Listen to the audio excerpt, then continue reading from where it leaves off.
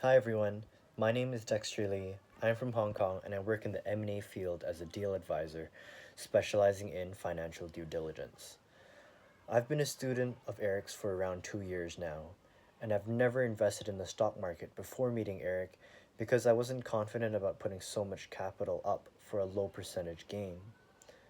After meeting Eric and going through his program, I learned that investing not only doesn't require that much time out of your day, it also doesn't have to require huge capital investments. I invested into ATV in July 2019 at around $1,000 US dollars as my first position. Fast forward to mid February and I was up 111% and decided to close my position. I'd like to thank Eric for teaching me new skills and introducing me to options, allow me to invest, and most importantly, make money. Especially during this COVID 19 market crash, Eric is always offering advice and thoughts on our investing plans. If anyone wants to learn how to develop their own investing plan and get regular feedback, this is the course for you.